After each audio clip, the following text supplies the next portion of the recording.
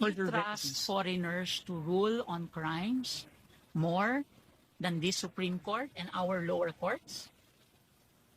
Your Honor, if there is an inability to bring cases before the Yeah, courts, is Your there Honor, an inability? We go around in circles. What is the situation now? Is there an inability of our trial courts? You tell us because we are here in the Supreme Court. the courts are Magsumbong open. ka. Is there inability of our trial courts to attend to human rights cases? There is no inability, Your No Honor. inability. Is there an unwillingness of our courts to attend to human rights cases? Not with the courts, Your Honor. Not with the courts. So, again, what is the right that was violated? What is the prerogative that was violated? As a matter of fact, there is reverse complementarity in 9851. Is that not correct? Yes, Your Honor. Where is it found?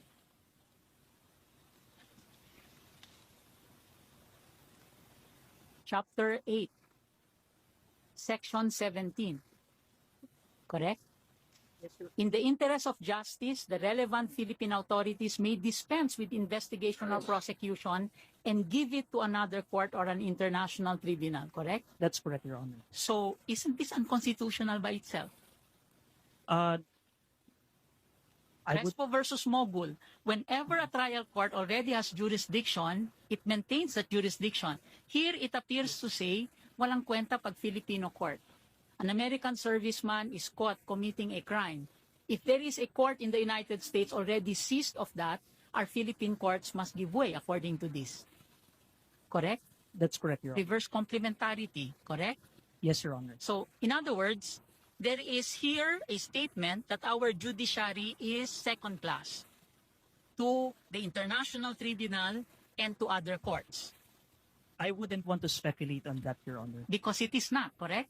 Yes, Your Because Honor. your judiciary can be able, correct? Yes, Your Honor. Can be enabled, correct? That's correct, Can Your Honor. improve and become more efficient, correct? That's And correct, the Your Honor. better that it will become more efficient so that we will have to rely on ourselves, correct? Yes, Your Honor. That's self-determination, correct?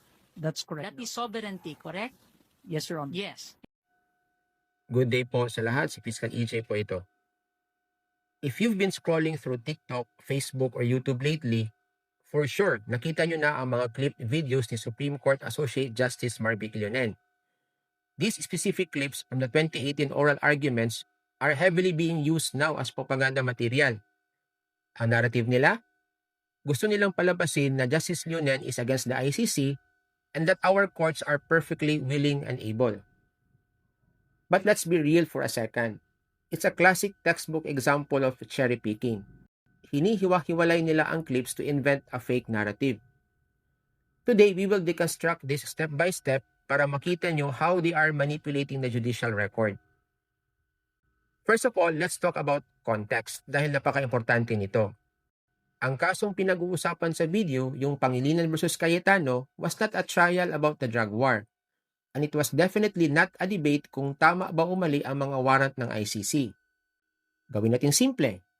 Ang totoong issue lang doon ay kung pwede bang umalis ni dating President Duterte sa isang international treaty ng mag-isa nang walang pahintulot ng Senate.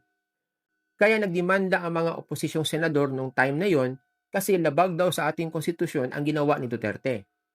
Ang katwiran nila, kailangan nating sundin ang tinatawag na mirror principle. Parang salamin lang yan. Kung kinakailangan ng vote at pahintulot ng Senate para pumasok sa isang treaty, dapat daw kailangan din ng vote at pahintulot ng Senate bago umalis sa treaty na yon. So, yung mga probing questions ni Justice Leonen, they were strictly about the rules of teamwork at balanse sa gobyerno natin, the separation of powers. Sinusuri lang niya kung tama ba ang application ng mirror principle. Hindi po yun personal commentary o pag-atake ni Justice Leonen laban sa ICC. Now, bakit ba ang tindi at ang talas magtanong ni Justice Leonen sa video? Akala tuloy ng iba, galit siya sa kausap niya. But in reality, he was merely playing the devil's advocate. Sa mga ganitong mataas na korte kasi, trabaho talaga ng mga justices ang maging kontrabida sa debate. It's a standard interrogation technique. Sinasadya nilang pilitin at gipitin ang mga abogado para makita kung matibay ba ang katwiran nila o kung may butas ba ang logic nila. An unscripted tough question from the bench ay hindi po isang hatol o final legal ruling. Nagte-testing lang siya. Next topic, RA 9851. Dito tuwang-tuwa ang mga vloggers. Sabi nila, ginamit daw ni Leonen ang RA 9851, yung domestic law natin on crimes against humanity, para patunayang hindi na kailangan ng ICC. But they missed the whole point. Think of it this way, para makakuha ng pabor sa korte ang mga nagdemanda o mga petitioners, kailangan nilang patunayan na kapag umalis tayo sa ICC, parang mawawalan tayo ng bubong at masisira ang protection natin sa human rights. Justice Leonen brought up RA 9851 to point out na even without the treaty, human rights are still protected because we already have a solid domestic law.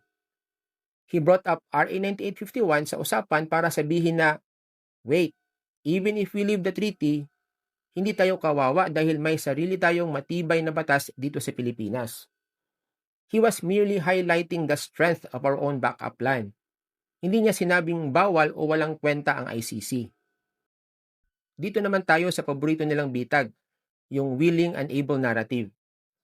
Sa video, pinilit ni Leonen yung abogado na umaming bukas naman at gumagana ang mga local courts natin. At ginagamit yan ng propaganda ngayon to say, see, kayang-kaya naman pala ng mga korte natin, bakit pa makikialam ang ICC? But that is a major legal blunder. Under ICC rules, the test of whether a country is unwilling does not actually reside with the courts. Why? Because in our legal system, courts are passive.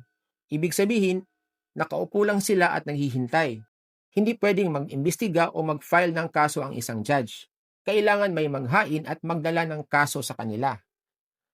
The true test of willingness lies with the executive branch, which controls the prosecutorial arm, yung DOJ at ang National Prosecution Service. Sila po ang may hawak ng susi. Kung ayaw mag-imbestiga o ayaw mag-file ng kaso ang executive branch laban sa mga big-time at makapangyarihang opisyal, the state is legally considered unwilling, no matter how open or functional the courts are and no matter how capable and competent the judges are. Pati yung Section 17 ng RA 9851, binaluktot rin nila. Ang sabi ng propaganda, pinamukha raw ni Justice Leonen na kapag hinayaan natin ang ICC, ginagawa nating second class o sunod-sunuran ang Pilipinas sa ibang bansa. They capitalized on the example given by Justice Leonen. Na paano kung may American serviceman na nakagawa ng krimen sa Pilipinas? Kailangan ba nating isurrender automatic ang ating jurisdiction sa Amerika o sa isang international court? Hindi po kailangan. Let's check the actual law. Section 17 explicitly uses the word may. It says, relevant Philippine authorities may give way to an international court. Hindi po must ang nakalagay. Hindi po obligatory gaya ng gustong palabasin ni Justice Leonen. In simple terms, ano ba ang ibig sabihin ng may sa batas? It means optional, permissive at pwedeng mag-no. Hindi ibig sabihin na automatic na bibigay tayo. Again, hindi siya mandatory. Think of it like this. Kapag sinabi mong I may go to the party, ibig sabihin, ikaw ang may choice kung pupunta ka o hindi, di ba? Kaya hindi tayo naging subservient o talunan dito. In fact, it is exactly the opposite. The law gives the Philippine government the sovereign power and choice to cooperate if we want to, and when it serves the interest of justice. Choice natin yan bilang isang malayang bansa. Hindi tayo pinilit at lalong hindi tayo dinidiktahan. Now, for the ultimate checkmate na ayaw nilang marinig nyo. The biggest proof na hindi galit si Justice Leonen sa ICC ay kung ano ang nangyari noong natapos na ang kaso. Fast forward to March 2021, the Supreme Court issued its final, official, and unanimous decision. At sino ang sumulat ng mismong desisyon? Si Justice Marvick Leonen mismo. Nang isulat niya ang desisyon, he explicitly ruled that a state party withdrawing from the Rome Statute shall not be discharged from the obligations it accrued while it was a member. In Tagalog, sinabi niya na ang pag-alis ng Pilipinas sa ICC ay hindi pwedeng gamiting pambura sa mga obligasyon at posibleng kasalanan na nangyari noong miyembro pa tayo. He legally recognized and protected the ICC's residual jurisdiction over the Philippines for the entire duration of our membership, mula November 2011 hanggang March 2019. So it's a futile move na gupit-gupitin ang audio ng isang 2018 classroom-style debate para burahin ang totoong nakasulat sa desisyon ng Supreme Court. No amount of video clips taken out of context can change black letter jurisprudence. So yan lang po ang nais kong ibahagi today and see you in my next video. Maraming salamat po.